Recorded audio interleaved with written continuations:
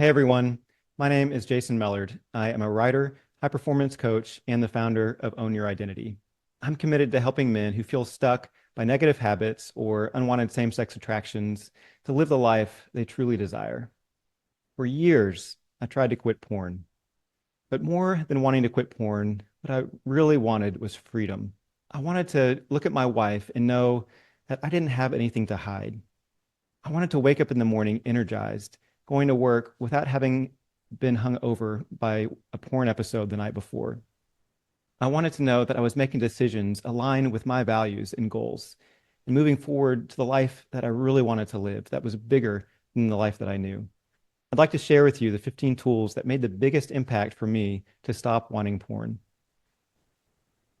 The first one is to really imagine that it's possible. I want you to get very clear in believing and understanding that living a life where porn is no longer a huge draw for you is really a reality. Our brain can't imagine the difference between what's real and imagined. It doesn't know the difference. And when we are able to put ourselves, even now in the midst of this struggle where it seems really big, to believe that for a moment I am without a desire to look at porn and that I'm in a period of life where it's so different than what I've known. So imagine a scene in the future. You're driving in your car, alone in your room, and a crowd of people are watching TV with your family. A year ago, you'd be itching for your phone. You'd be scrolling through your mind the search terms that you wanted to look at. You wouldn't be fully present with your friends or your spouse. You would take in less of the color and joy of life. But now, you no longer desire porn. What a relief. You see opportunity for love and growth around you. People don't scare you, they energize you. And you can sit with uncomfortable emotions. You love and accept yourself and believe that others are better off for your authentic presence. You feel a desire for porn as constricting. And you know that you have too much to offer to give any of yourself to porn. You love the opportunity to say no to porn. And most of all, you know that Christ in you trumps everything. Believe that that is possible. Experience that. And the next time you have an urge, your brain's going to remember and say, I remember when we did feel free from porn, when this wasn't something that we had to do. And you get to rejoice to choose something else besides porn. Tool number 14, sit with the urge. Get comfortable being uncomfortable. Understand that your urge is something that can be there with you. It can kind of hang around the living room, sit on the couch, and it doesn't have to be something that draws your attention or focus to it. Even if it feels really strong in your body, you're the one that's in control, and you can choose to do the things you want with your time. And if you do want to engage with it in a productive way, take a look at what it is that's really going on with you emotionally, or what was happening that day, or even like what kind of porn you feel drawn to, and start to get curious about it and ask some productive questions so that you can learn what it is that you really want. And maybe where you wanted those in the past and you didn't get those needs met or those desires met, and what you want to do to really be more empowered and to move forward in a direction that is aligned with who you are and what you want. And don't freak out about porn and the urge that you have to look at it. It's going to be okay. I'm going in backwards order here if you haven't caught on yet. Tool number 13, count urges processed, not days abstained. I would get so excited about, being 2 weeks without porn or 60 or 90 days or, 273. And then I forgot, the number and I was trying to remember in my mind. But what that did is it put a lot of focus on looking at porn. Even though I was looking at it in a negative way, like I haven't looked at porn in so many days, it was still looking at porn, which was on repeat in my mind. And what is so much better is to focus on the amount of times that we've processed an urge and really celebrate, doing the hard work of sitting down, journaling, feeling the emotions that perhaps we wanted to escape from into porn, and being courageous enough to say, what is going on with me? What is it that I really need and want? And how can I be vulnerable, reach out to somebody else and really talk through what it is that's going on in my heart? Celebrate those things. Tool number 12, collect data and take notes. Write down the day, the date, the time, the location, who you were with when you had a strong urge to look at porn. That's going to help you to be objective about it and help you to learn from it and not to allow it to be in charge. Ask yourself, what is the primary emotion that I'm experiencing? And perhaps, what was the automatic thought or belief and situation that triggered that? When you are able to write this down and keep track of it over time, you'll start to recognize patterns. And pattern recognition is one of the biggest things that can allow you to make changes in your life because you're able to see, all right, this is on Friday night, at 8 o'clock after I've gone out with some friends for dinner and come home alone. That's a time that I'm vulnerable to porn. Or, maybe it's in a crowded room when you're having social anxiety. I know I experienced that in the past. And that's something that is triggering. The more that you understand those things, the more that you can plan and be aware of them, but also to be curious about what it is about those times and situations that are difficult for you and process through that. And that will really help you to continue growing in your empowerment. Number 11, honor the struggle. This is a great one. Brendan Burchard, one of my mentors, said, to honor the struggles of life. Know they will come. Greet them with awareness, knowing they have been placed before you by a divine hand to challenge you to learn, to appreciate others, to transcend yourself, to rise.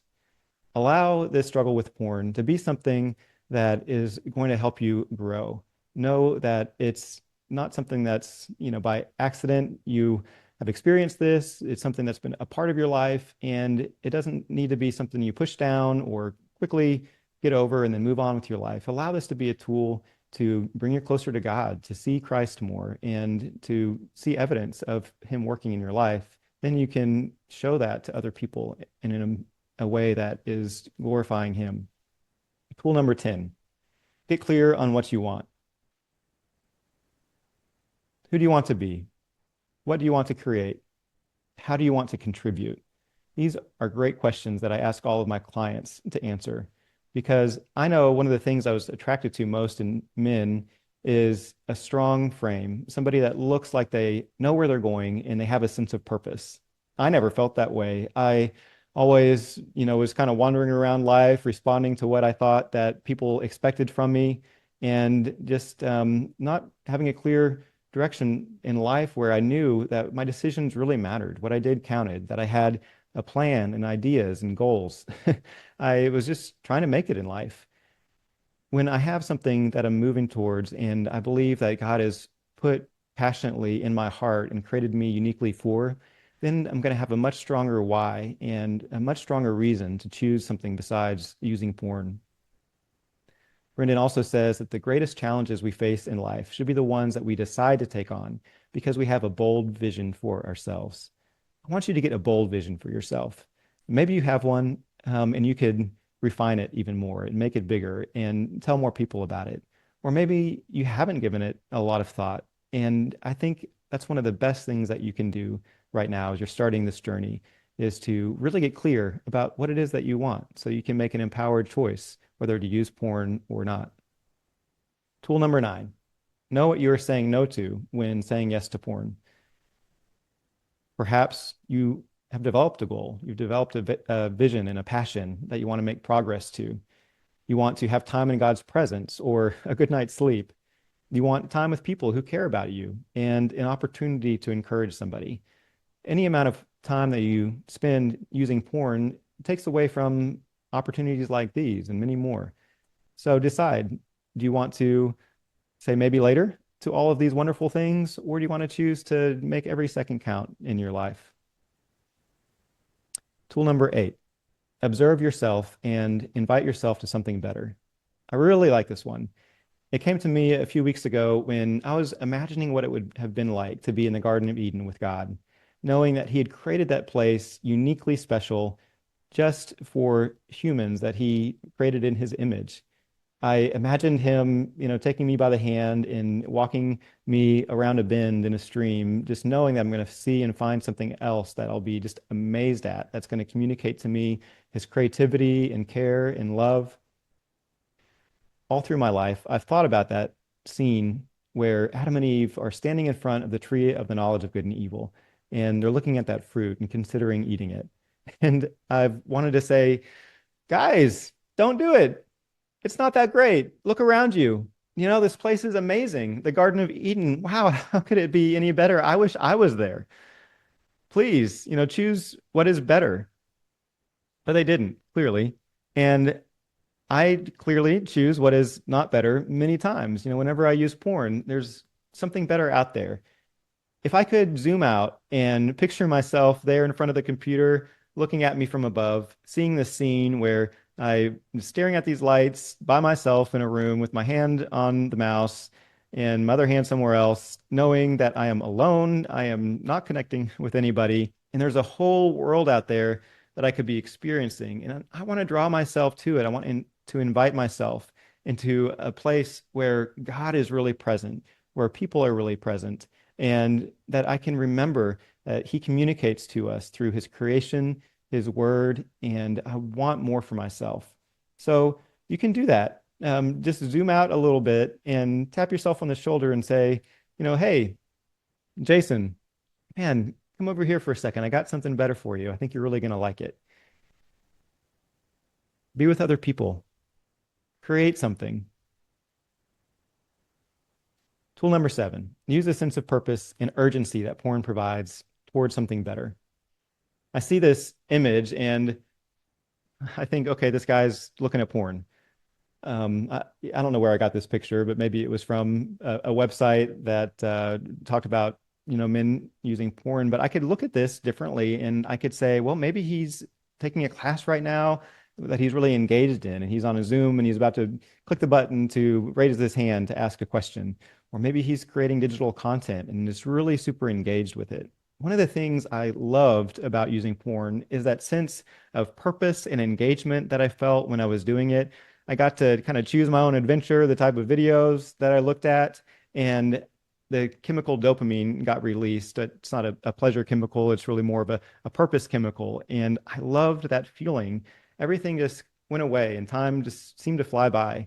I didn't have other cares or worries or emotions that were cluttering my mind.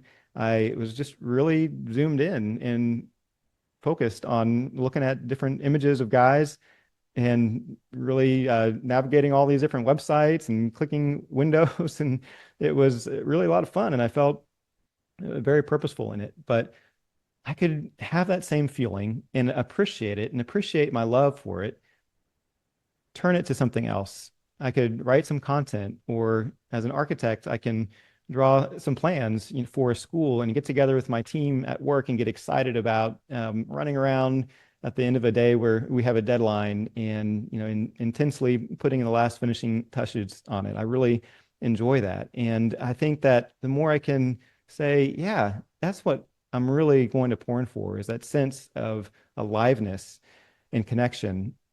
I can take that feeling, I can honor it, and I can turn it and bring it into something else in my life that's going to be more aligned with my goals. Tool number 6, use a desire for porn as a trigger for something better. I like this one. I can have an urge to look at porn and tell myself, I can say, I remember that I really want to connect with other people.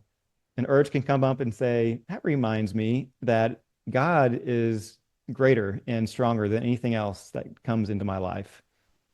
That reminds me that I want to put energy towards something that I'm really passionate about, and allowing that urge not just to be so big in my mind or to be a bully, but kind of use it. I think that's a great opportunity to do that.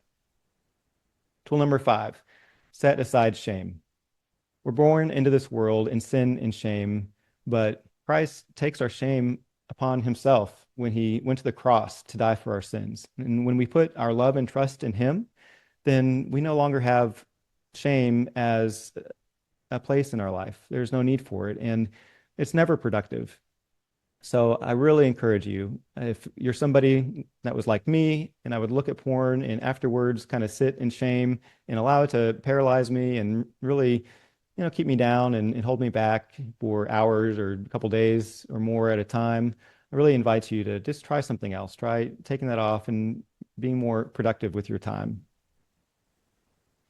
Tool number 4, this one is huge, emotional fitness.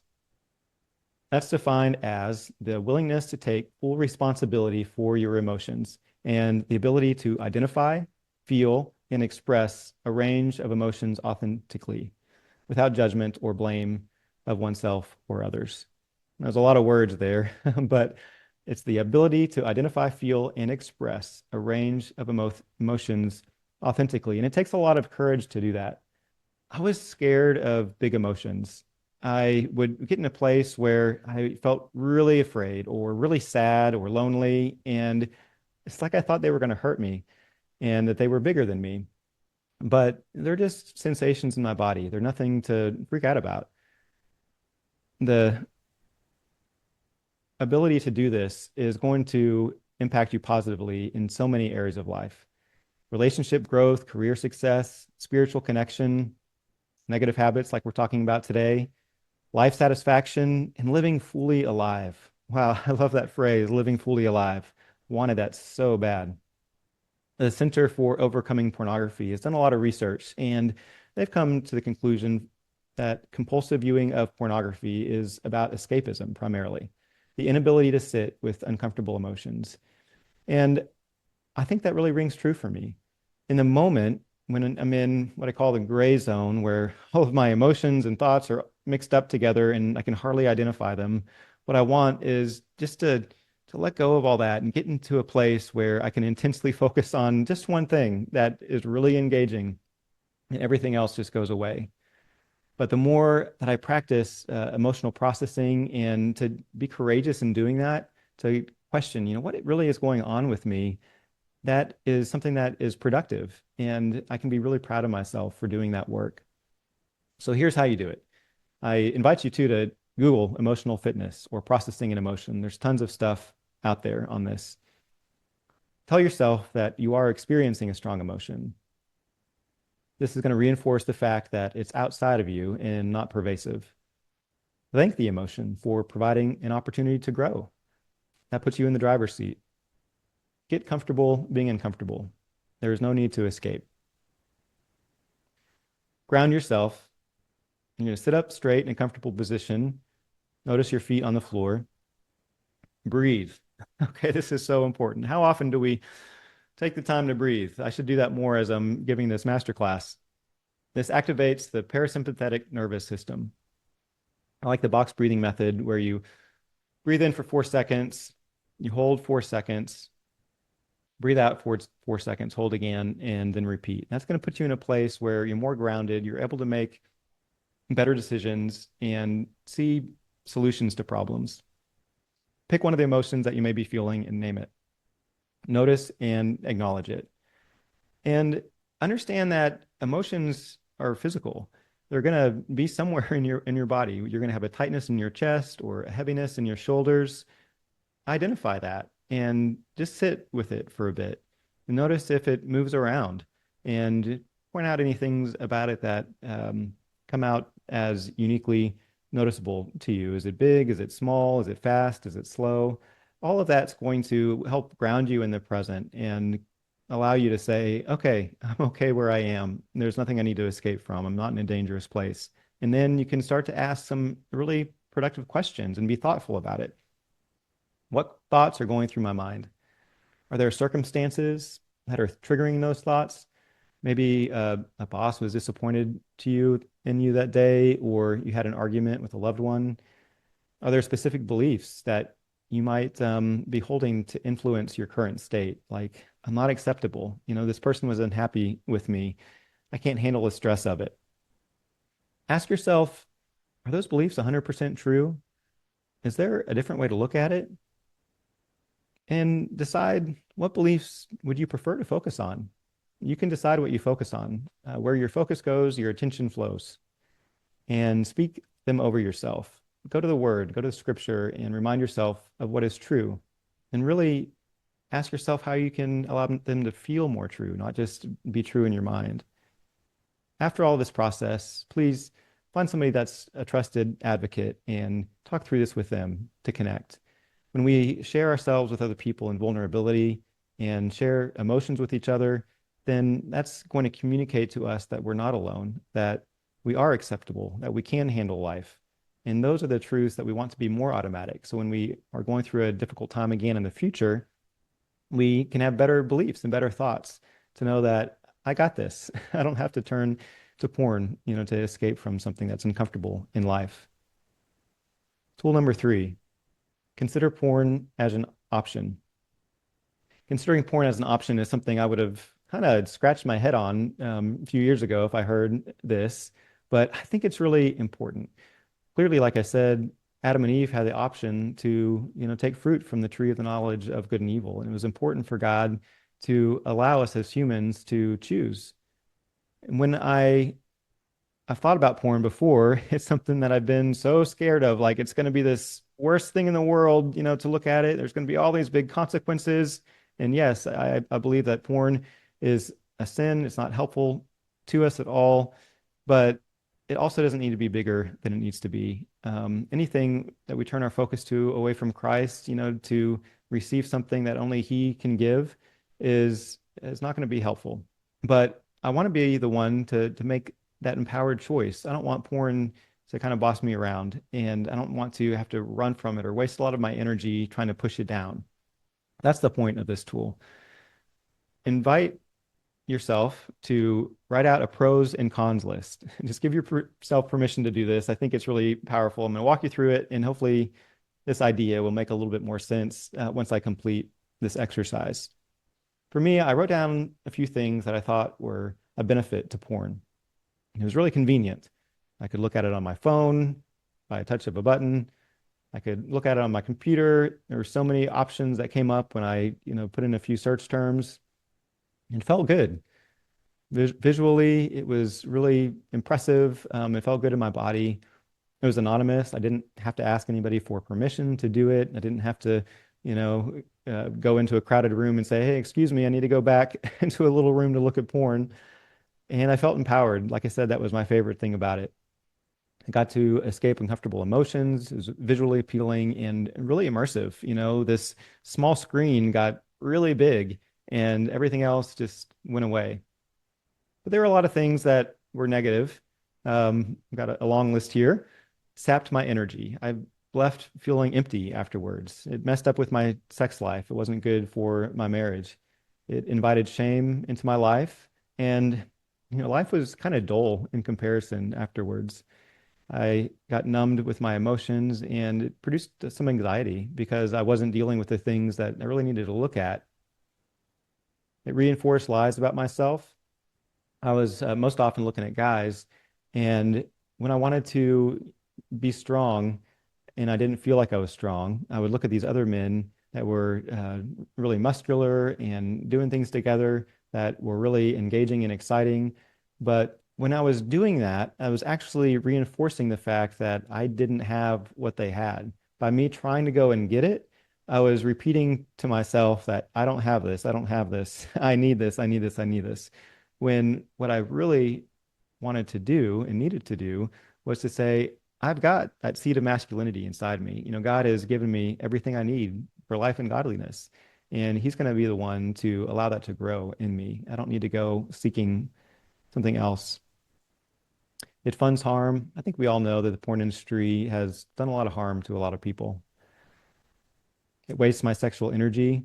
I would much rather use my sexual energy towards a creative project or building better relationships. It separates me from other people and invites pain to spring up. The first episode of my podcast, I talked about pushing the beach ball underwater. Well, when we try to do that, it's going to come up in other unexpected ways that will not be helpful. And it invites new unhealthy desires, reinforces existing ones. A video would pop up that I didn't expect, and I thought, oh, wow, I didn't even think of something like that. And then the next time I want to use porn or an urge comes, I'm like, oh, gosh, what was that thing that I remember seeing, and how do I find that again? And I don't really need to add a bunch more to my unhealthy Rolodex of options there. It promises this heightened sexual experience in real life. Probably doing those exact same acts that I'm watching are not going to be nearly as satisfying. And whoever I'm with may have a lot of BO, or maybe I'm just really tired and they don't end up wanting to do it. I mean, who knows? They're making it look so good. And that's, of course, what they're getting paid to do. But it's really the whole thing's a big lie. And it doesn't solve anything. It promises to. It promises to be the answer to whatever it is that we're seeking at the time. But it's just trying to trick us. We know that. So now we've got this good pros and cons list. I do have more cons here than benefits, but I want to really do my homework. I really want to make sure, okay, are all of these things 100% true? When I go back and I look at the things that I thought were great about porn, maybe they're not as great as I thought. I thought that I wanted convenience, but I actually think that effort is rewarding. I want you to imagine going to McDonald's and going through the drive-through. It's pretty convenient, but it's not that great for you. What I really would prefer is to grab a recipe of something that appeals to me and go to the grocery store, pick out all the different ingredients, and then come home and make something great with my family that we haven't tried before. It's going to take a lot more time. It's going to take more thought, but I'm going to feel a lot better afterwards, both physically and emotionally, mentally. And that's truly what I want. It feels good. Yeah, but great things are meant to be shared. When I'm gonna, feel something sexually, when I share it with my wife, it's gonna bring us closer together. Or when I share any kind of emotion or experience with somebody else, that's going to deepen the relationship and create really strong memories that when I'm having a hard time, I can go back and reflect on those and feel like I have somebody that's really with me in life and I'm not alone. Vulnerability has more to offer than anonymity, even if it hurts. Even if we're vulnerable and we don't get the response that we're wanting, it's still good to do. Vulnerability is something that brings us closer to God. It's something that makes us stronger, and it shows us that we can do things that are at the edge of our comfort zone because that's when we really grow. When we take kind of one a little step outside of our comfort zone, no matter what happens, we can be proud of ourselves.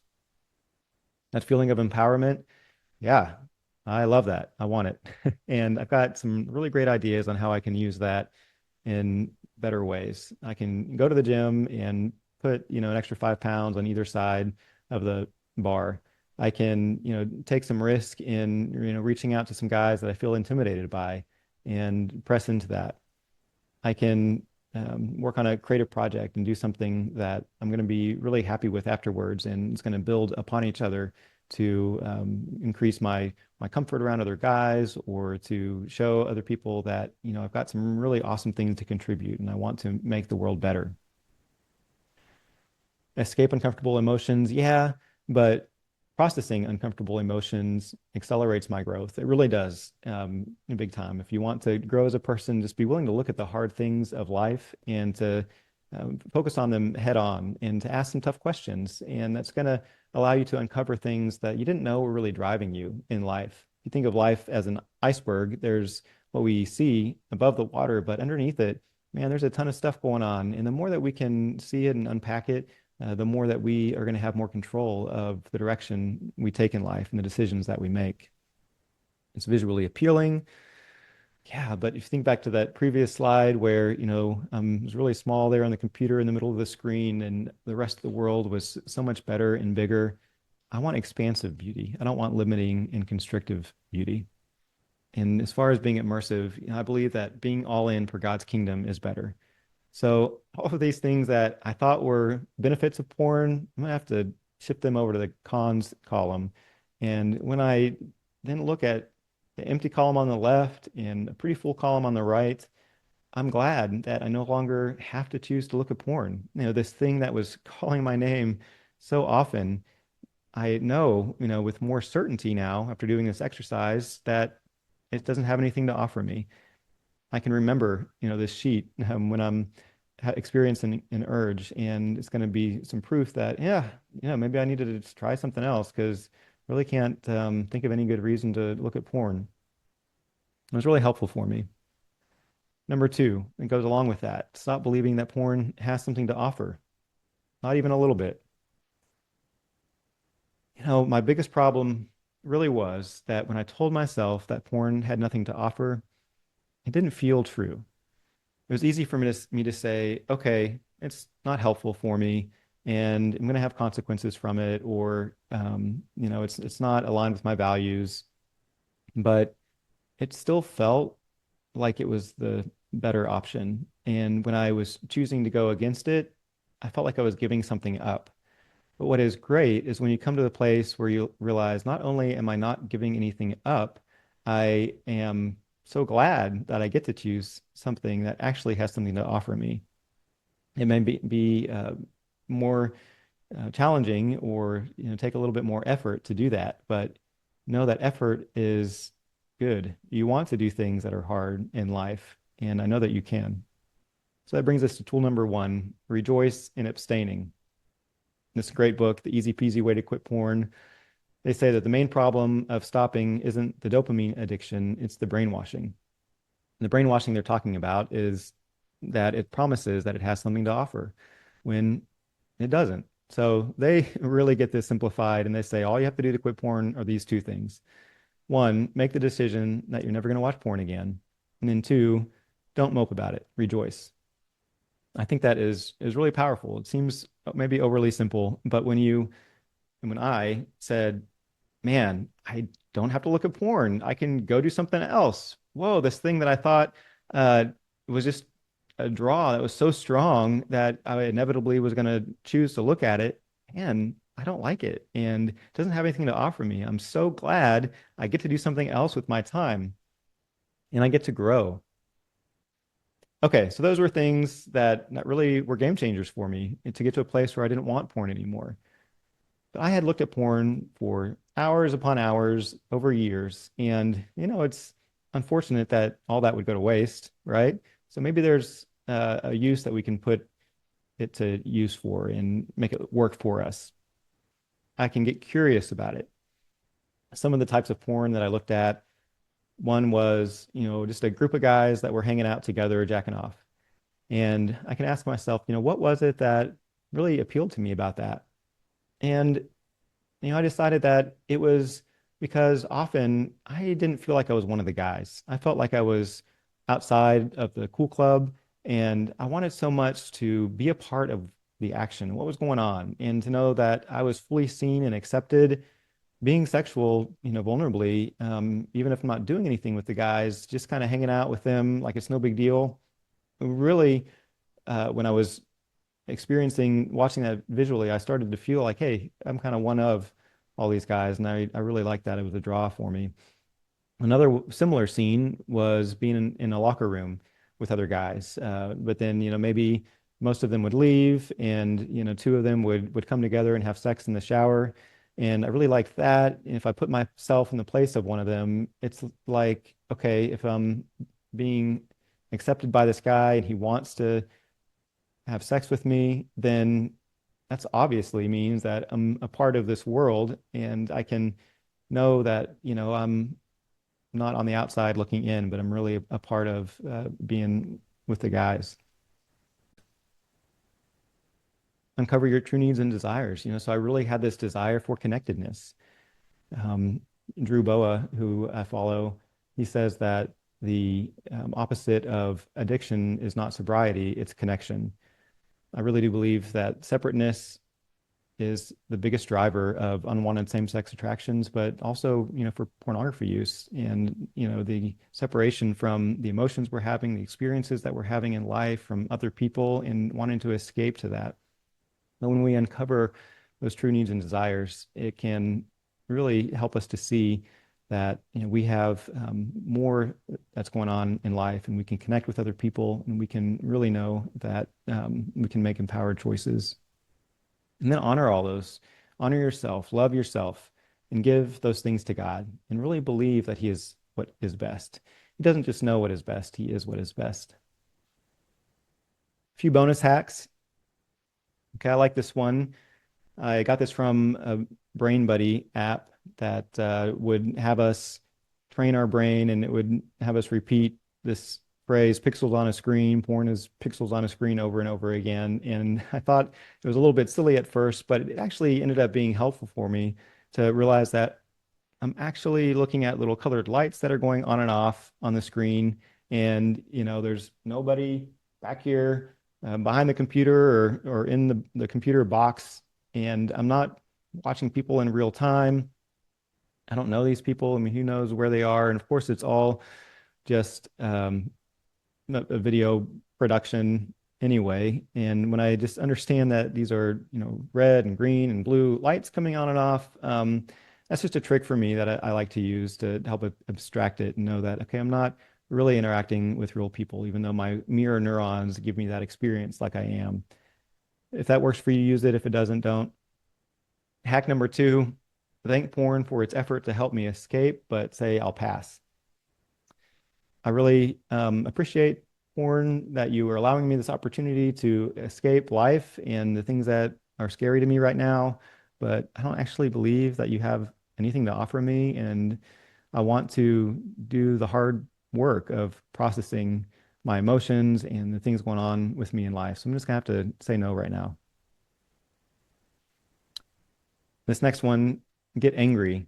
I like this a lot. When I was talking to a friend who was engaged and was still using pornography, I was really angry at porn for having such a hold on his life because I knew the impact that it was going to have on him and his fiance. And I wanted something so much better for them. I also think of my father and his use of pornography all of his life. When I was a kid, he would lock himself in his bedroom and look at pornography. I didn't always know, that's what was happening, but I knew that my dad had closed his door to spending time with his son, and it really hurt. For me, it's impacted my sex life and marriage. It's impacted my ability to connect and show up with confidence in life. And I hate that about porn, that it so easily uh, is appealing when you first look at it, and it's so easy to get hooked on it. I also think about my dad again recently, about 6 years ago, he took his life.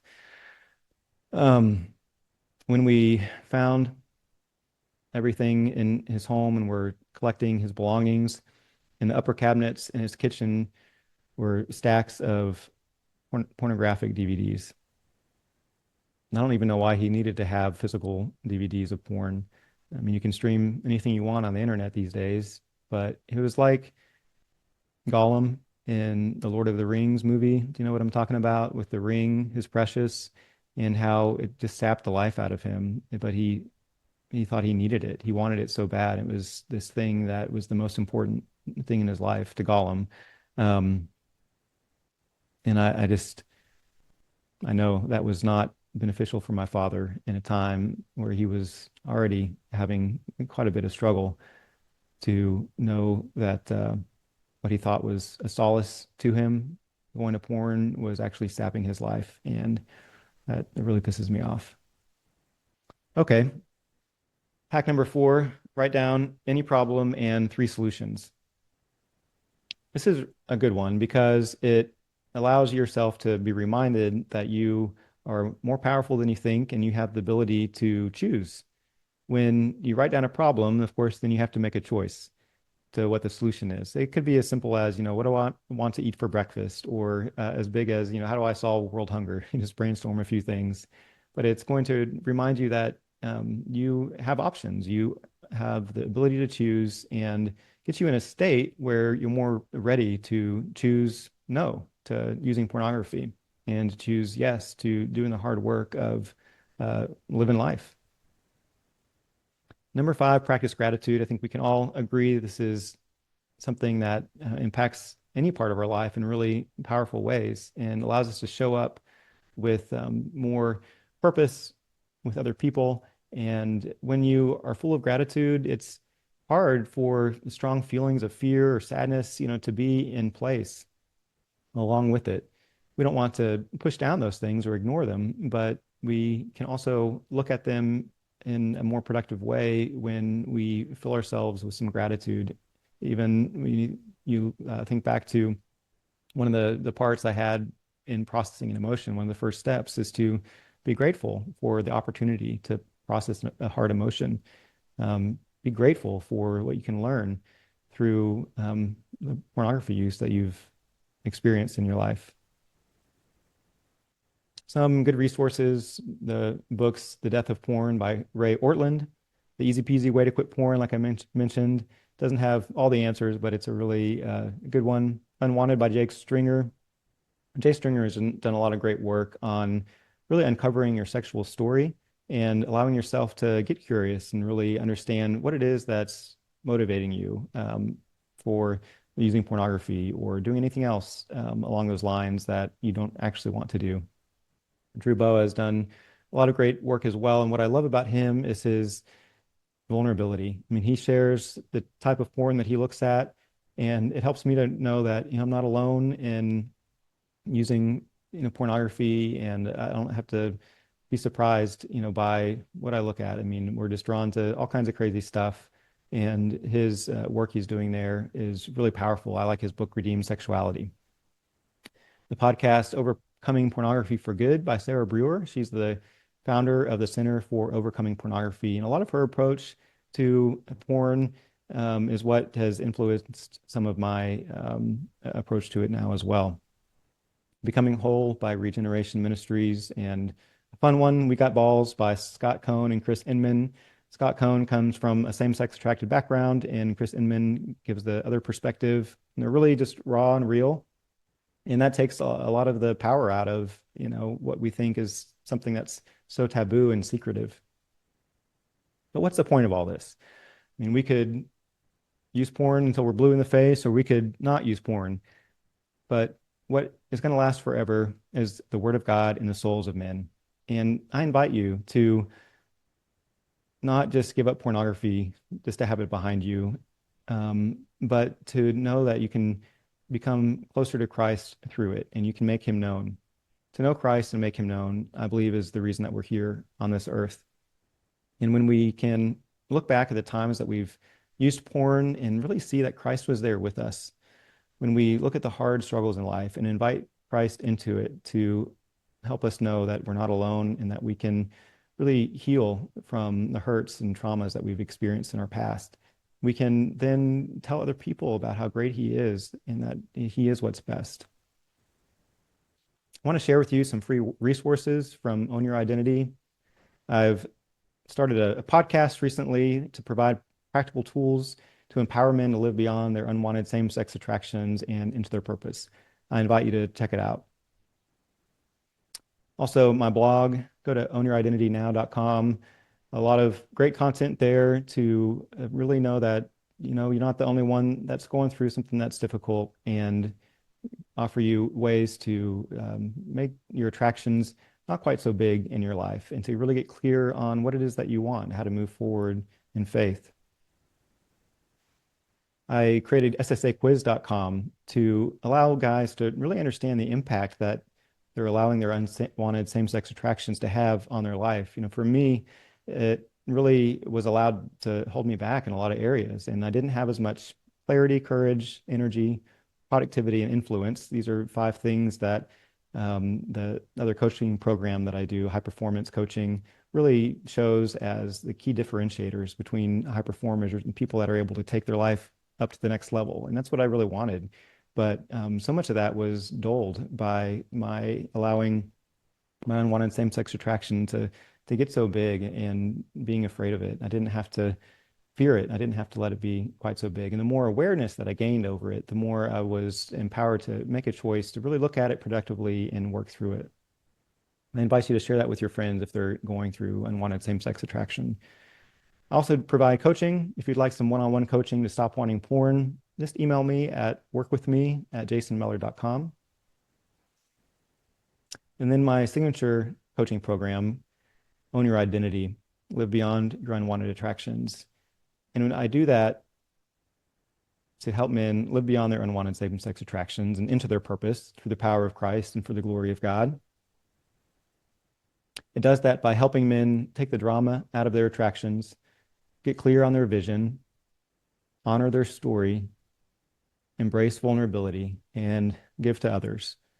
Those are the key things for me that allowed me to believe that this is not something that had to own my life, but I could own my identity and believe that God in me, Christ in me, was more powerful than anything that I was experiencing and would take me much further than I thought I could go. What some clients are saying. Andrew says, wow, Own Your Identity has opened my mind and heart in ways that I could not on my own. I know God is at work in this, a path to the healing touch of Jesus. Jason said, each week has gotten better and better. Thanks for being raw with us. I love that you're doing this journey with us and not just for us. And Greg said, I realized I had been stuck for some time. Jason helped explore strategies and possibilities to enable real and lasting changes. Maurice said, Own Your Identity is wildly fantastic. I love that. Jason's creative exercises challenge and inspire, bringing up a range of healing emotions. What's included in this coaching package? 10 immersive 2-hour group coaching calls with a small group of like-minded men, one action step each weekday to really help dig deeper into what's going on in you and where do you want to go in the future. These are very action-oriented. A private virtual community for the 4 to 6 guys in your small group to encourage, support, and fellowship each other, during the program, as well as 2 one-on-one coaching sessions. I understand that everybody has their unique story and needs, and I want to make sure that you get what you want and are needing out of the program.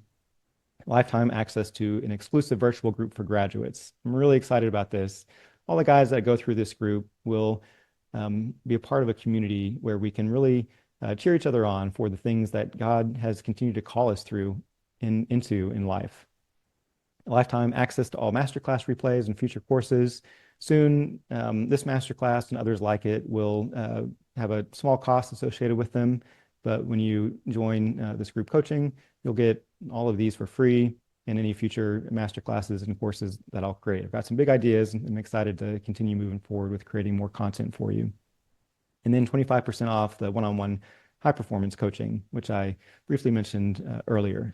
So go ahead and go to ownyouridenitinynow.com to apply. I'd love to at least chat with you for an hour and see if it'd be the right fit for you. I have an urge processing worksheet that I'd like to provide to you. You can message me on Facebook or email me at hello@jasonmiller.com for a copy of it. It's going to be the thing that will help you to collect some data and really understand, what it is at each of the times that you have a strong urge to look at porn and begin to see those patterns over time. I've spent, quite a bit of time crafting that, and I hope you would find that beneficial. So just reach out to me to get a copy of that. I appreciate your time today. And Siri says that she appreciates your time as well. I do appreciate your time today, and I hope that you will know that you've got what it takes, that I'm on your side, and that you have the opportunity to step into a life that's beyond what you could imagine. Thanks.